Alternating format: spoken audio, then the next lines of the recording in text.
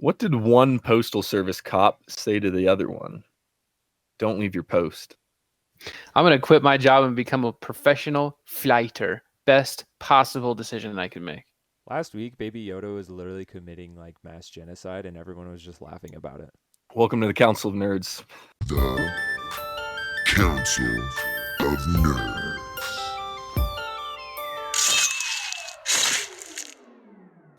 He really was. He did it. Dan said, welcome to the Council I didn't of think Nerds. about it. I remembered. Yay. And for those viewers who don't know what flighting is, or being a flighter, you need to play Assassin's Creed Valhalla.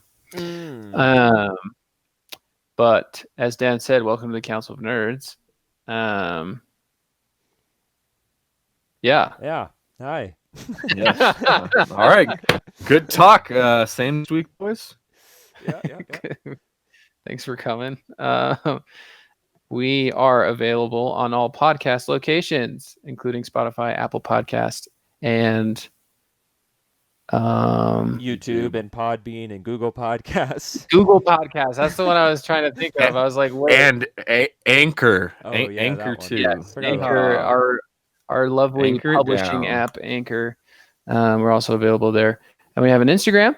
And in that Instagram, there is a link to join our Discord. You can hop on there and share some tasty memes.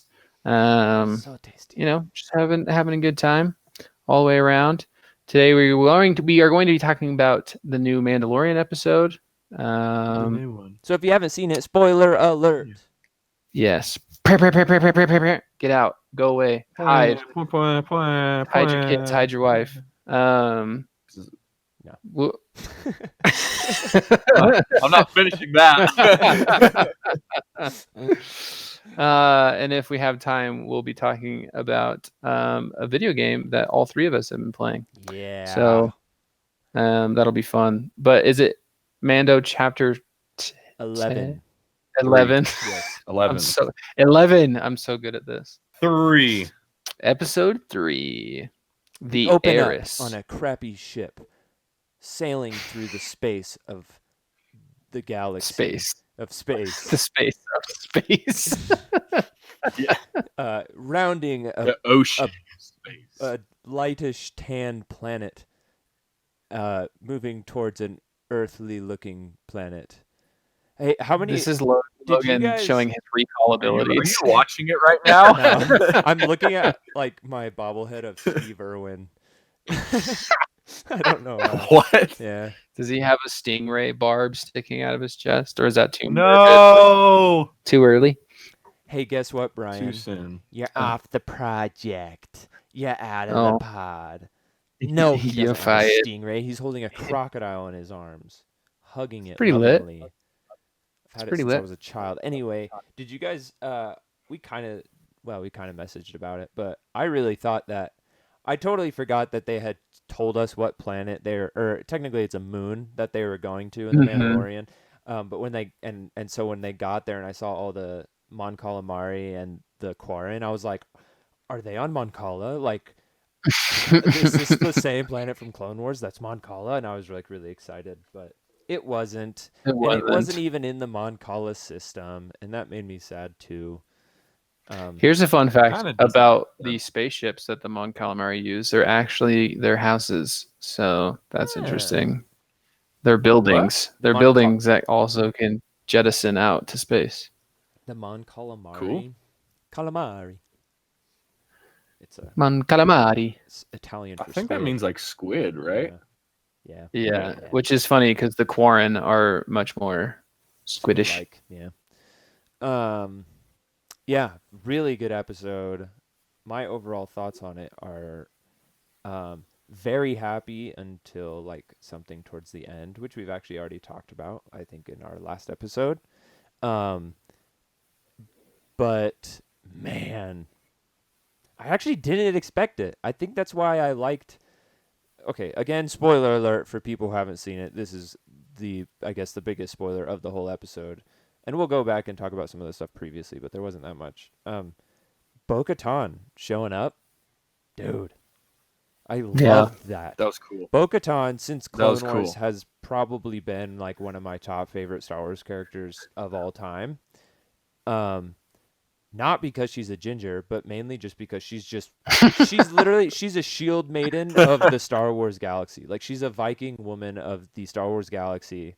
And when me and my wife were watching the episode, I was like, man, is it weird that like it's characters like Bo-Katan in Star Wars that make me wish I was a girl so I could like cosplay as Bo-Katan? And she was like, yeah, a little bit. Yeah, it's a little weird. She's Let's a not little talk weird. about that. But she was so cool. Yeah. She's awesome. No, I like Bo-Katan as a character. I could tell that because that was the voice actress Mhm. that played her. I feel like you could tell that she hadn't really spent a lot of time like as an on-screen actor. Yeah. Like she seemed a little. Her face was very over animated, a lot of it, which kind of made me chuckle every once in a while. Yeah. But it was fine. Like you could tell the voice. The voice was really good, Yeah. and that was the most important part to it, I guess. And the other two Mandos that were there were really interesting too. I thought that it was interesting that she didn't have more, or I guess Did that they there say their weren't more names? around. Huh? Did they say their names? Yes, they were. I watch everything with subtitles because my loving wife is hard of hearing, and so she needs them on. And so I knew it was Bo-Katan before she said it was Bo-Katan because the subtitle said Bo-Katan, and then had her. I knew her it was talking. Bo-Katan before because I saw her armor, and that's the only. I was like, oh, it's Bo. Yeah. It's Bo. But the other I know two, one of them really was don't named know. like Wolf something, and then hold on. Yeah. I think the girl is a member of Bo-Katan's all-female squad, the Night Owls, I want to say. Mhm. Something like that. Yeah. I watched a video about it. That's what I remember. Not important, like a name. Can you repeat that because your voice went on choppy for a second? Ooh, yeah. I watched a video about how the other girl, whose name we can't figure out, was a member of Koska Bo-Katan's Reeves. all-female Mandalorian squad. Mhm. That one. Koska. Also, the actress that plays her, Snoop Dogg's cousin. Oh, no way. That's a really random fact. Yeah. The other guy's name was Axe Woves or Woves, Mhm. depending on how it's pronounced. But I thought that I was thinking the last name was Wolves, and I was wrong. I think it's Wavo. It's not. It's not Huevos. The fighting in this episode was really cool. I loved all of it. I love when that Quarren when Mando and the child were on the ship and that Quarren's like, oh, the child would be interested in this big old sea monster thing or whatever. Then he just like tosses him in there. I was like, are you kidding me? How dare you? Should be really hungry, and he like smacks the thing into the. Yeah. I was like, wow, that was really sly. I'm actually impressed. I know. Like, Nobody saw that coming. Not even Mando. That thing, I did not enjoy it. Like going, it was like a weird sea sarlacc that I did not enjoy. Wasn't a fan. Mhm. But I did think it's so interesting to me that up until now, I don't remember at any point previously that Beskar really being mentioned in Star Wars. Not like really. heavily. And now it seems like I thought that they would be more worried about people coming for the child. But so far, it's just been people wanting his dang armor. Like in this season, yeah. Yeah. Like they've kind of changed it up, which I actually was thinking about and was finding it weird because I feel like the whole first season was all about him protecting the child, and I feel like it's not like you killed every single bounty hunter and are good to go. And so I feel like they just kind of were like, oh, let's just leave that back there. And that's like one critique I have. It's like, why aren't bounty hunters still looking for this kid? You know, why are they all just like, oh, I want his armor now? It's kind of weird. I mean, it's worth a lot of money apparently, but like, okay. I did want to talk about what, for me, aside from Bo-Katan being in the episode, for me, the biggest thing was something that I think we all knew but hadn't had confirmed was when she called him a child of the Watch. I think that was She basically said, "You belong to a cult," and he was like, yeah. totally in the No, I shadows. Like, no, I'm not. You are. You're the Stop. one who's breaking rules. You're the one with your helmet off. I'm not Yeah. drinking any Kool-Aid. But I actually love that part. I actually love that part because, I mean, I think everybody's kind of, at least anybody who has watched Clone Wars or or Rebels, where we get a lot of the Mandalorians. In our brains, we're like, why is it like all of a sudden Mandalorians can't take off their helmets? Like throughout all of our real There's basic tons of them knowledge of without it. Mandalorians, they're Yeah. always taking off their helmets. It's like no big deal. And now all of a sudden it is. And so it's kind of cool that explanation kind of came about. Like, actually, Mando, you belong to a cult of Mandalorians. And you got You're the issues. weird Yeah, one. like you're the weird one. And honestly, Well, it was just so interesting because. Sorry, go ahead. I was just gonna say, I think it might lead to more FaceTime with Pascal. I forgot his last name, or Pedro Pascal. That was his last name. Yeah. It's like, what is Obama's think- last name? Yeah. Obama's last name. I think it's interesting.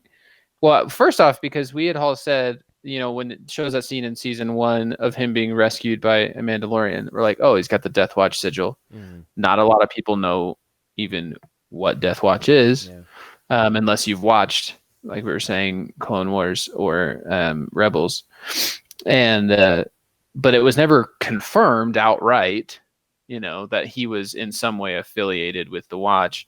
But now we do know for sure that at least his dogma is infected with how the Watch kind of sees things or wants things. And so I think it's going to be interesting to see him go through another kind of existential crisis of, like, in the first season, it was a really quick moment where he's like, hey, I'm a bounty hunter, but I also don't want to see this little innocent creature be experimented on or whatever.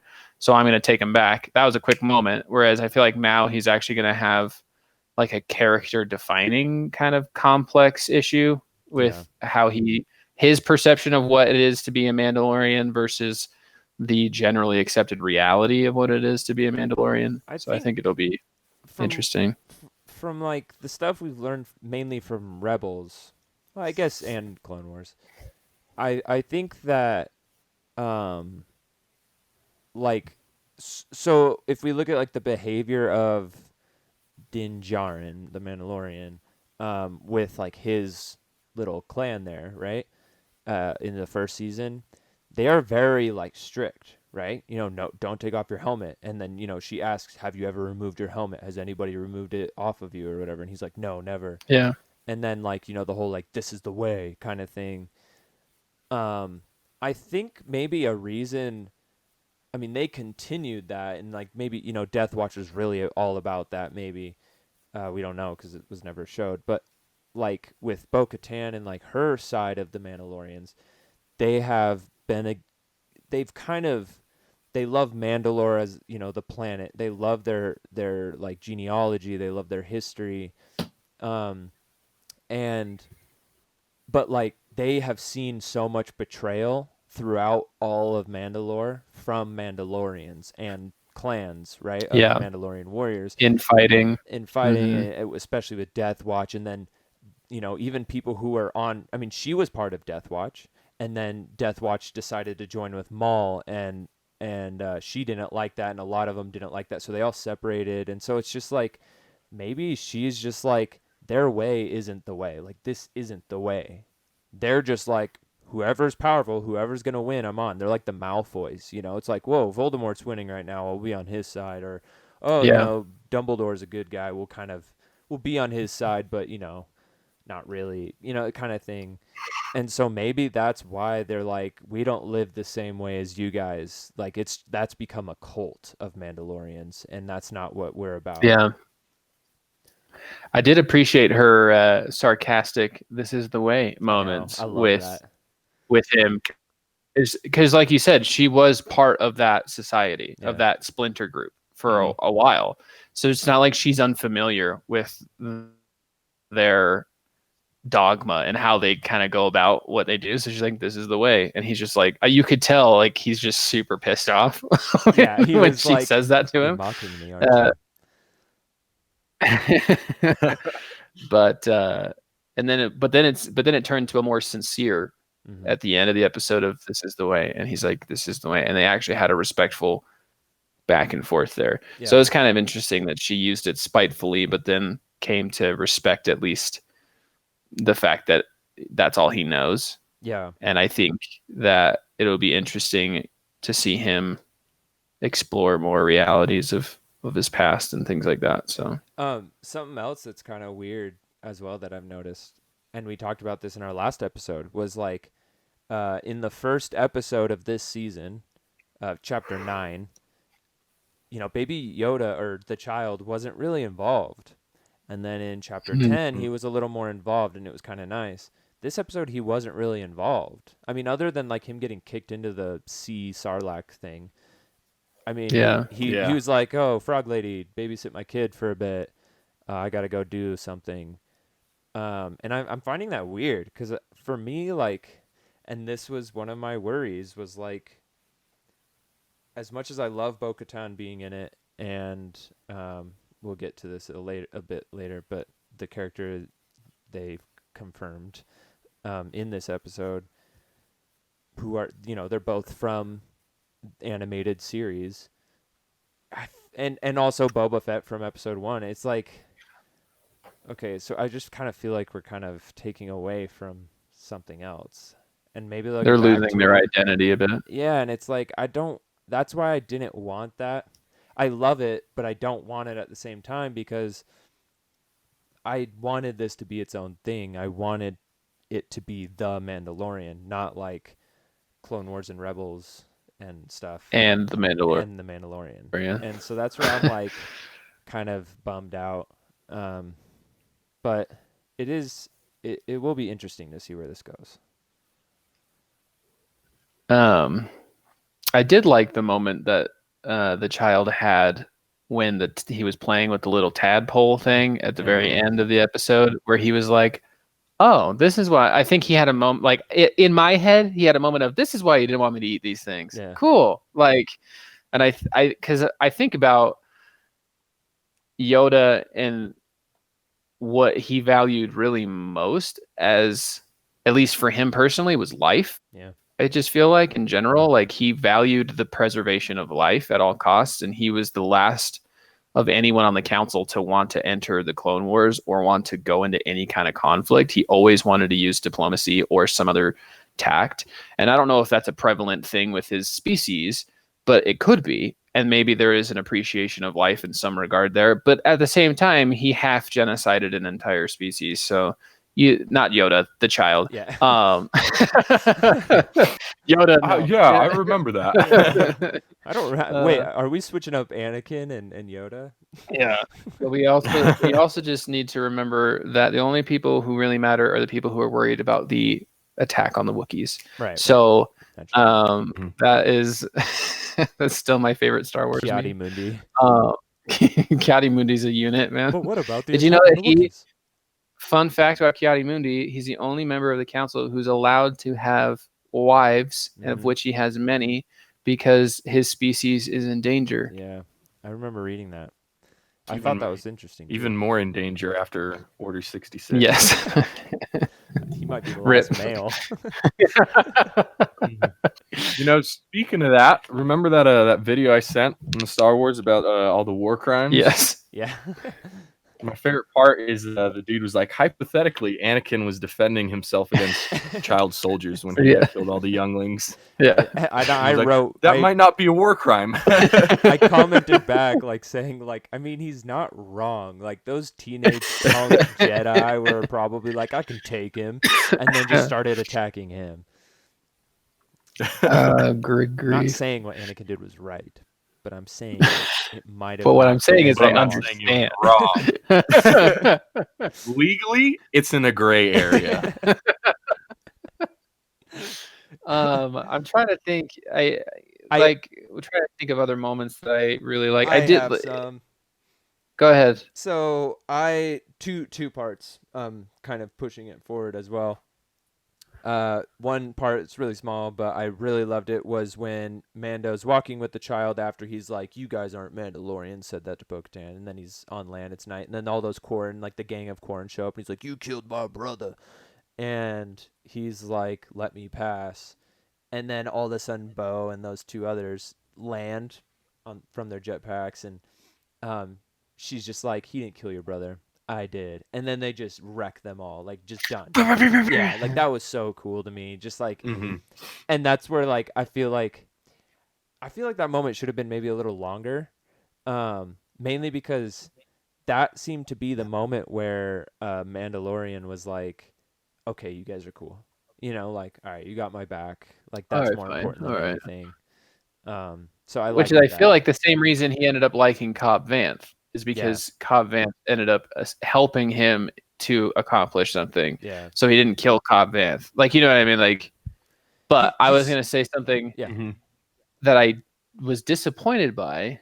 You could barely hear it, but Mandalorian blasters have a very particular sound, and you could barely hear it in this episode, and I was really bummed about it because I think only two of them actually had Mandalorian the pistol blasters, whereas we know the Mandalorian has something different, and one of Bo's friends, other Mandalorians, had something different as well. But you could hear it a little bit. But I loved how in the Clone Wars and in Rebels they had a different sound. Very prominent. It was a distinct noise, and it wasn't there. So I was a little bummed about that. And I remember I like rewound it just to see if I could hear it, and it took a minute for me to like have to like listen, and then I could barely kind of hear it in there. Whereas the Empire blasters sounded exactly the same as they always did. You know what I mean? It was kind of interesting. Which actually leads to the next good part, which was them attacking that Imperial ship. It was pretty cool. That was my awesome. favorite part. I love that guy's what's his name, Wolves or whatever. Axe Wolves. I loved his line where he's like, "And they couldn't even hit the side of a bantha." Yeah. And like, the other girl was like, "Yeah, they can't." I did love we locked him up. Where? In the cargo control area. Where? The cargo control. Do you know who that guy is who gets like sucked out? He's in. I've seen him in like episodes of Parks and Rec. Yeah, he's the guy in Parks and Rec who the bowling guy. Yeah, who Ben punches in the face. Yes, I thought that was funny. Wow. But when they get into the ship at first, and Bo like goes through the door first and just like stabs all those guys, and then she like stabs that one in the neck, and then he just like falls back. Sorry, I was far away from my mic. He falls back, but like that was super cool. Like just like. You don't get a lot of actual like blade stabbing in Star Wars. I felt like the blade she had was a little too short. Like it seemed when she first pulled it out, I was like, I feel like that should be longer to get through the armor.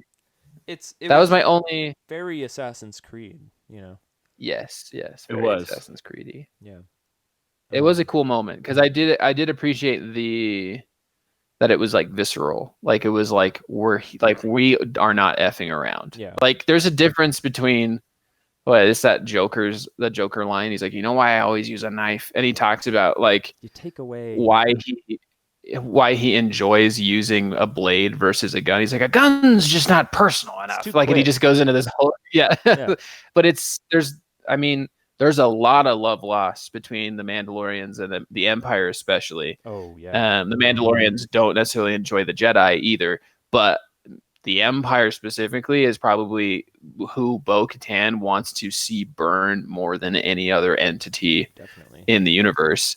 So I can see her just like, it was I hate you and I'm going to murder you in the most effed up way I can think of right now, but in the most efficient way. Like it was cool. And just there were squad goals in that moment. Like them just when the elevator was coming up, I thought like, oh, they're not going to be there. Like the typical like elevators coming up, everyone's getting ready to shoot them, and then doors open, they're not there. And they were all there, and they were just like, pew, pew, pew, pew, pew, pew, pew, pew. And it was just like no contest. And he's like, close the doors. You know, he's like, oh gosh, and he's like, which This is ones? not And he's like, going both well. of them, This is just not going close well. them. And so that was funny to me. I like the moment where like, how many are there? 10, maybe more. There's only 4 life forms. There's only They're 4. Mandalorian. They look like, Okay. like they just get each other. Those poor 2 pilots that just get gatted, know, like, man. Uh-huh. And then I Poor liked their Star Wars interpretation of a cyanide capsule kind of It's like idea. electric, like, Yes, very yeah. cool. Which then That was brings us to that main moment where we know Bo-Katan is looking for the dark saber. Yes. I kind of knew that from the beginning. Like, of course she is. We said it in a previous episode. We knew she was the last one to have the dark saber. To have it. Yeah. I actually mistakenly said it was Sabine who had it, but it was her. And so she's obviously looking for Moff Gideon. Long live the Empire. That was cool. But the part that I was not a fan of, and I literally, when she said it, and I knew it was coming, I knew it, I was just like, oh no. Because I'm worried, not because I don't want it to happen. I want that to be clear. I would love it to happen, but I am worried they are going to screw it up, which I talked about in the last episode, and that is, spoiler alert for people who, I don't know, if you didn't finish the episode, which would be foolish, Ahsoka Tano. The Bo-Katan, Mandalorian's main reason for helping Bo and her friends was because she said she had information on where to find Jedi, because that's his quest, is to take the child to the Jedi. And she said, go to, I forgot the city, but to the planet Corvus. Kaladin on the planet, the city of Kaladin on the planet Corvus, you will find Ahsoka Tano. And the forest planet, Yes. specifically. which is cool because I love forest planets, so I'm okay with that. Yeah. It's a new planet, never seen it, never heard of it. I think it's a good opportunity for some more fun little native creatures. Not Ewoks, Ewoks but Part 2. Oh, but More something. Ewoks. I mean, but Ewoks Love are Ewoks. indigenous to the third moon of Endor. Is it the third moon? maybe or is they it the second moon? maybe they Um, changed. But I think I like you were talking about how you had mentioned, I don't know if you mentioned in this episode or previous or just in our chat, that you don't necessarily like that they're going all these new planets. Yeah. But I appreciate the personally. I like the expanding of the universe because we know it's there, but I always liked it in the movies when they went to somewhere new. It's like, oh, I've never been here before. This is an opportunity to do something new. But then I did, like, first episode of this season, they went back to Tatooine. So now they can do some stuff with some new stuff. And then they usually always harken back to something, and then they go up again and they go back and forth. So as long as they're still paying service to previous stuff, I'm okay with them introducing new stuff. Because that was why I loved Clone Wars, mainly because I got to see a lot of different places and different alien species interacting on their home worlds and things like that, which I thought was really interesting. So I personally, the reason I don't like it is just because at what point do they say, okay, this is getting a little crowded, gravitational pull might take into effect on all these planets at one point, like I feel like you said, like, expanding the universe, but at this point they're just expanding a galaxy, they're well, I mean, like putting Star planets, Wars universe. I know, but it's like Yeah. they're putting planets in the outer rim and all that, and it's like I feel like the galaxy started here and it just keeps like doing expanding. It's just I don't know. I like. Well, I think it's interesting because there's maps. Like there's maps that have been that were considered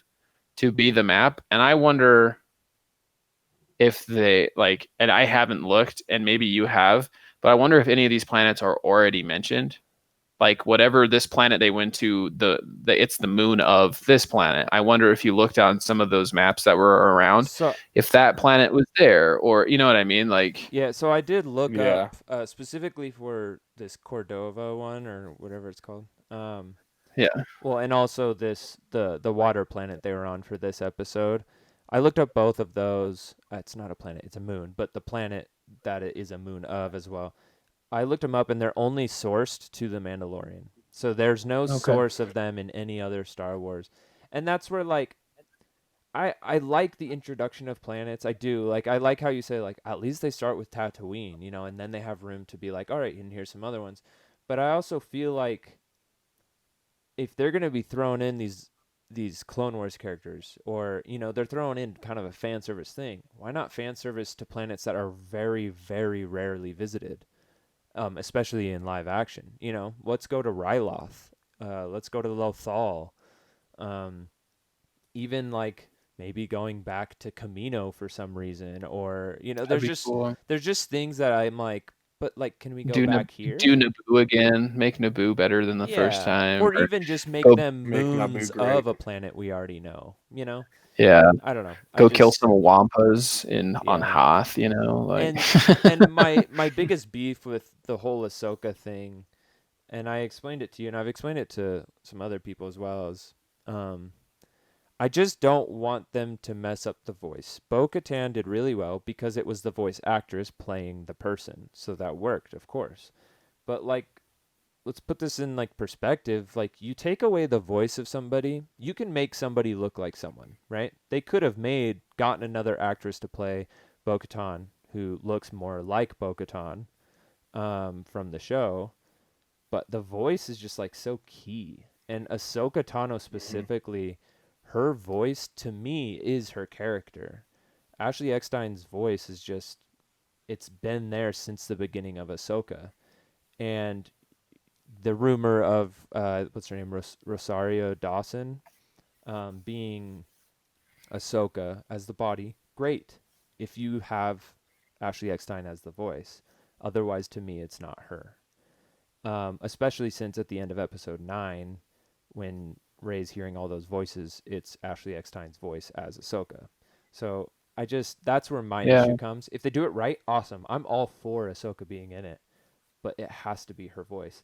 But that also brings me to something interesting,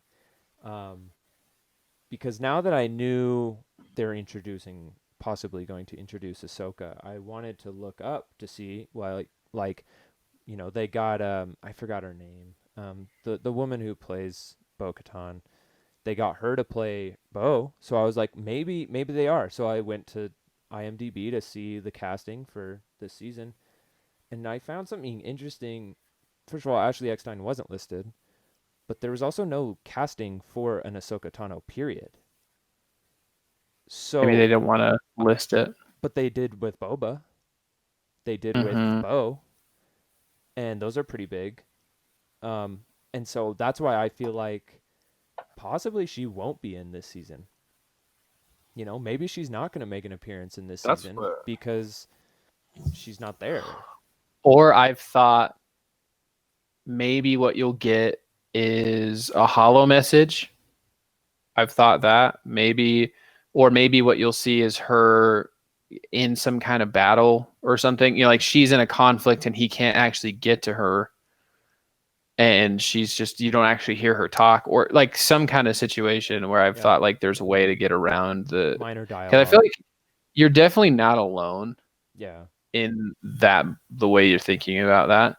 I don't think it necessarily is going to bug me that much as long as it comes off the correct way. But I know that there's people that don't like you that just She's just too you- beloved, man. right. So it's definitely going to be something, and I think though, you know who knows that the most? Dave Filoni. Dave.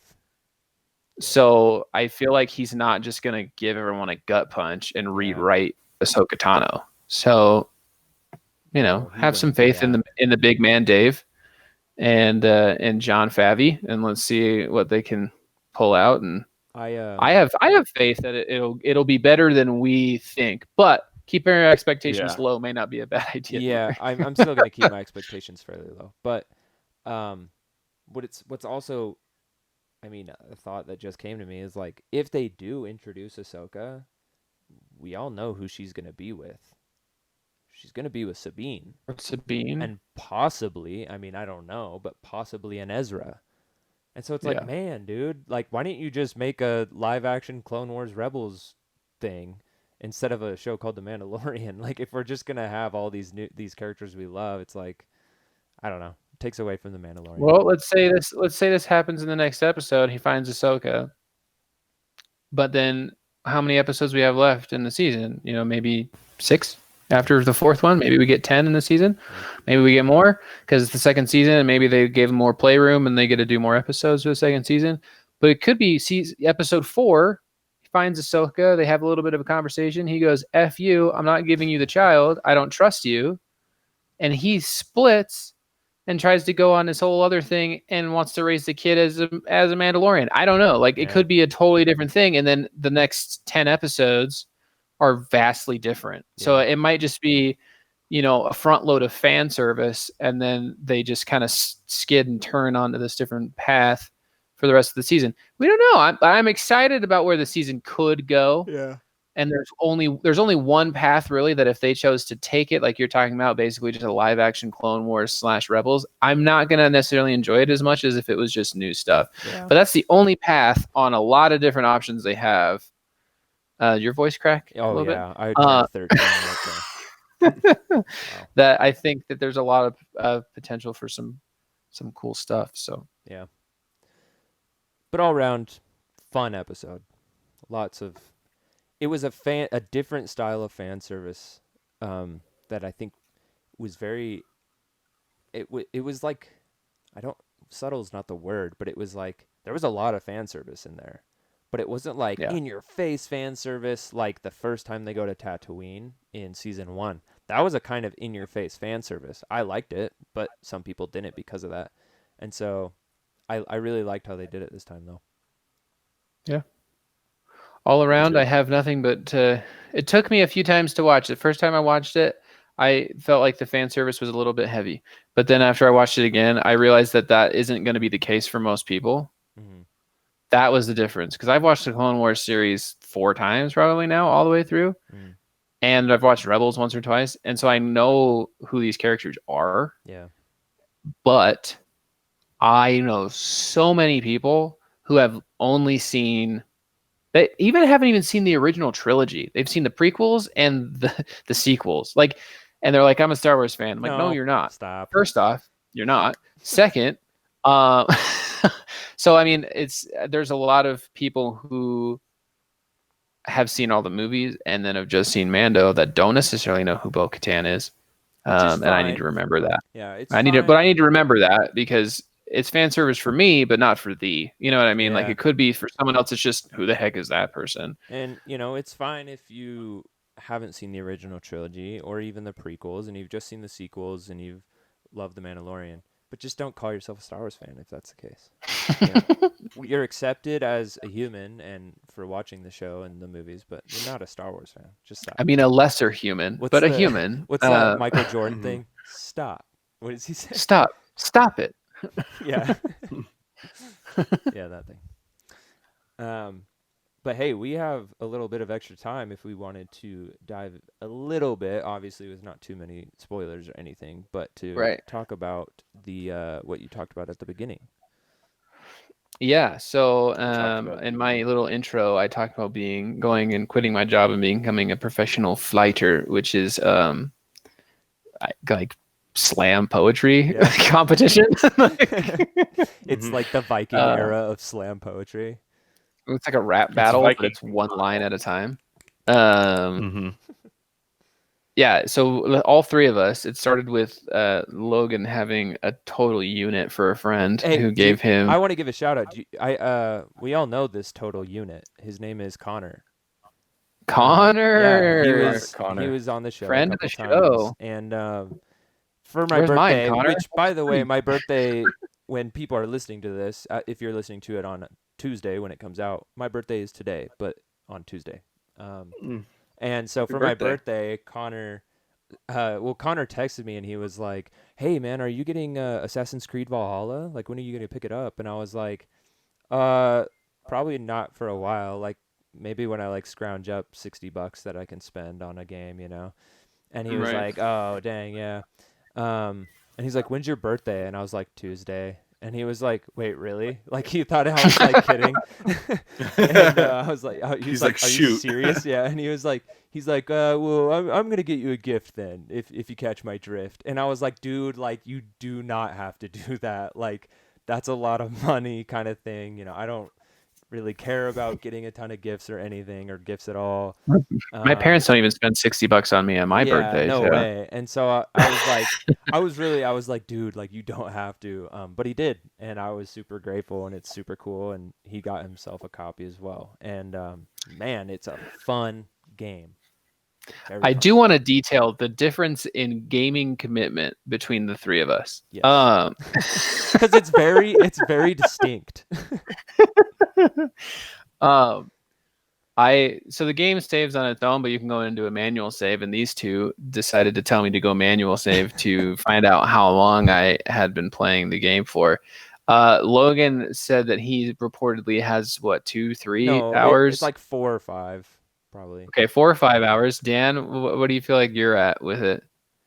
This morning I was at 4.5, and then I played all morning, so I'm probably around 6 or 7. Okay. I'm at 17. um,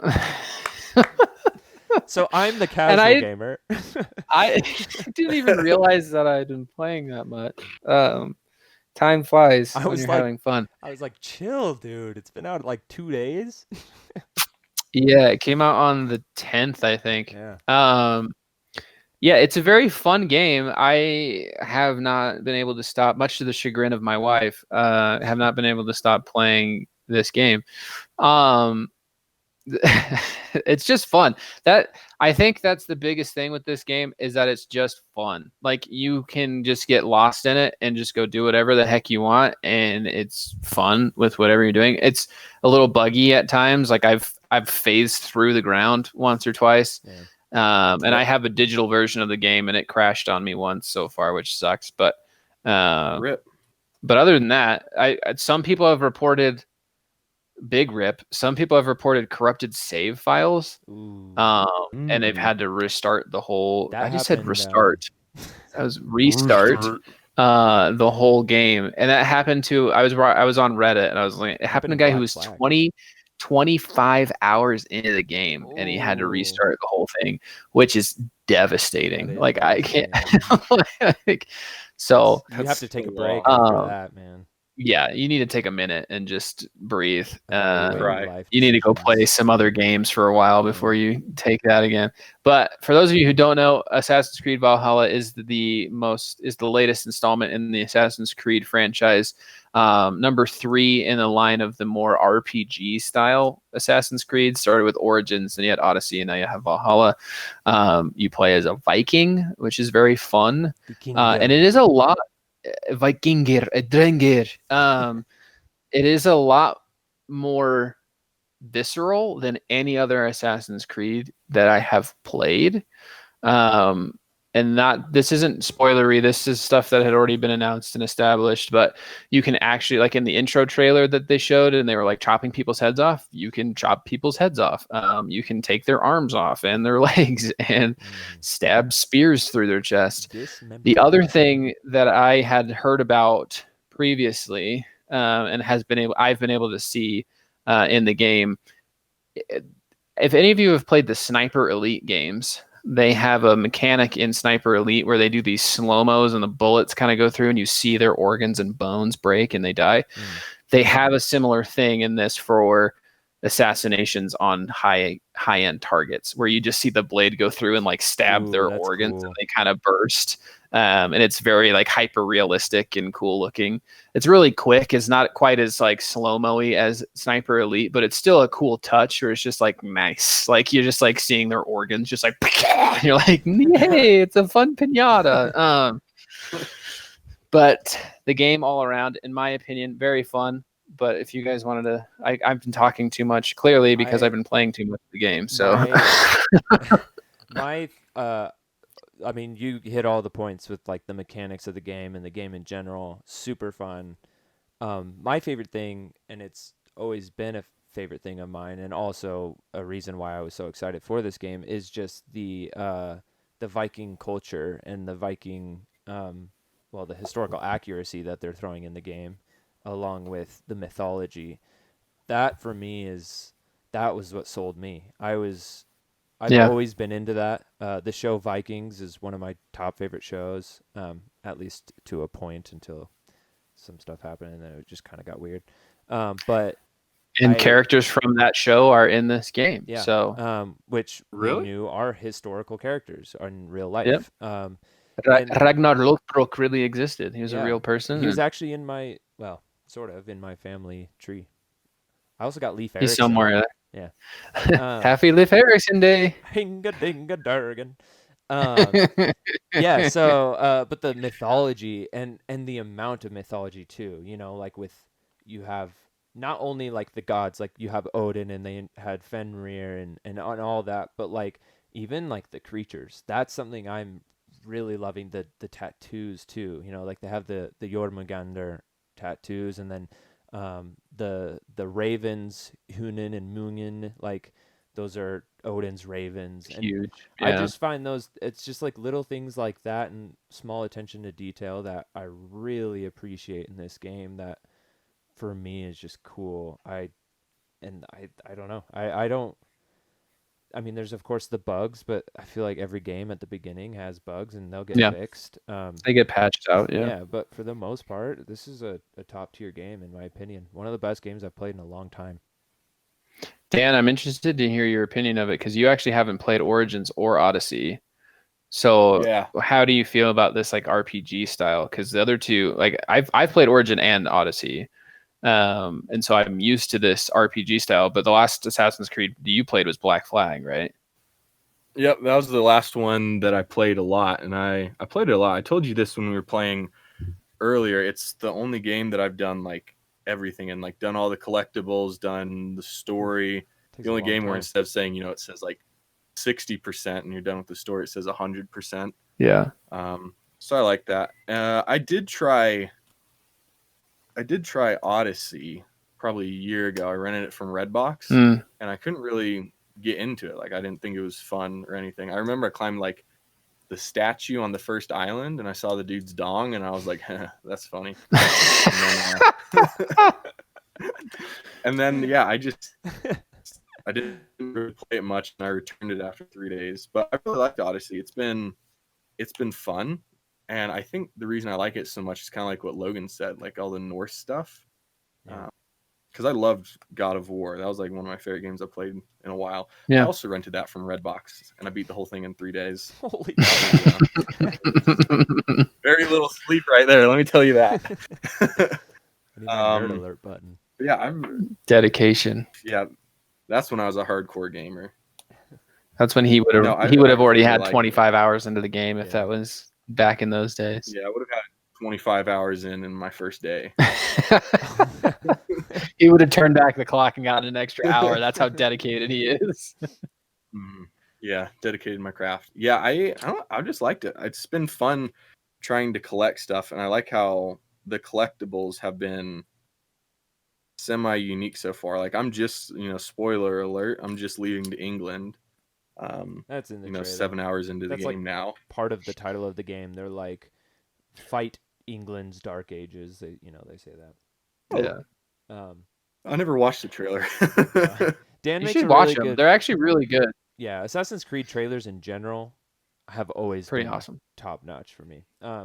Like actually one of my favorite ones, and this is actually one of like the worst Assassin's Creeds, is for the one that was in like France. Unity. Unity. They had one of the coolest trailers. It actually is one of the better games now because when it first came out, it was the buggiest piece of crap on the planet. But they have patched that game to now it says it's the only Assassin's Creed where you can do online multiplayer through the campaign. That's cool. We should do that. But I He's don't still have for it. But PlayStation. I do. I want to say Dan made a really good point, or at least it made me think of a point that was, with Odyssey. I think for me, like Odyssey was a great game. I haven't played very much of it at all. I recently got it, but I haven't played that much of it. I didn't play Origins. I heard it was okay.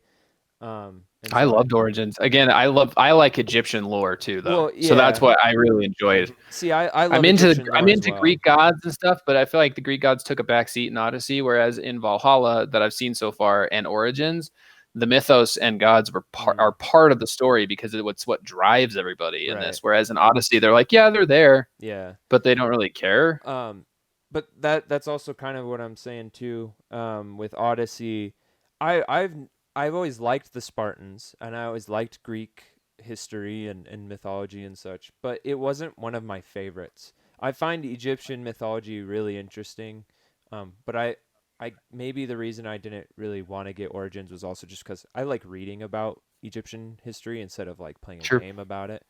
But I think that's why Valhalla calls to me more. Is just because of that. But Odyssey was, from what I've played, is a great game.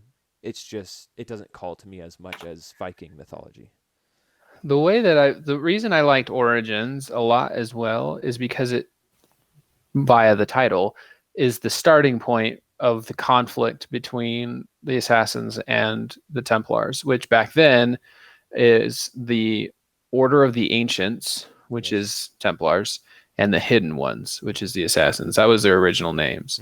And so your character in that, again, Bayek, who you play in Origins, originates the Hidden Ones. And so that part was really cool to me. Odyssey, though, the way that I've told people about it is the very beginning of the game is like trying to drink water out of a fire hose because there's just so much thrown at you so fast. And you're just like, because it's the entire country of Greece. Yeah, it's like huge. It's not like just Athens. It's the whole country, and it's like 18 different islands, and there's just so much to it, and you can get lost in that so fast, and it's just kind of ridiculous, and it's very sprawling, and it's beautiful, and all that, and that's great. I'm a trophy hunter by nature in terms of gaming, and so, but there was trophies. It was like complete all the quests on this island. There's like 18 of them on one island, and I'm like, no, I'm not gonna go find some lady's cat. Like, no, this is stupid. I'm holding a Isu ancient artifact that can like blow people up basically, and I'm finding some lady's lost cat. Like, this is the dumbest thing I've ever done. And so that kind of lost me a bit. Yeah. Because the first time you do something like that, it's like, oh, that's funny. But the third time you're like, hey, this is stupid. So that was my only critique of Odyssey, is it was just too big without there being enough to do, I guess, enough diversity. Well, I think we can't really go much further into the game without spoiling anything. And, yeah, no, I think that's good. But again, great game. Highly suggest it to everybody. But it's fun. Yeah. Thank you so much for listening. This was a fun episode.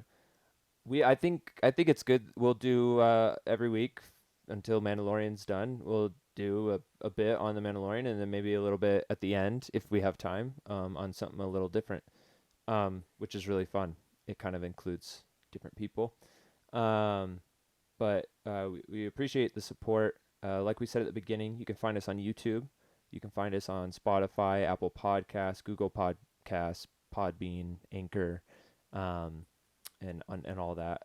We have an Instagram. Mainly we just post when our episode's up. But it is a good way to know when our episode's up. And we also, in our bio there, in our Instagram, we have a link to our Discord. And on our Discord, we just post a lot of stupid memes, nerdy memes that are really fun and stupid. And it's fun.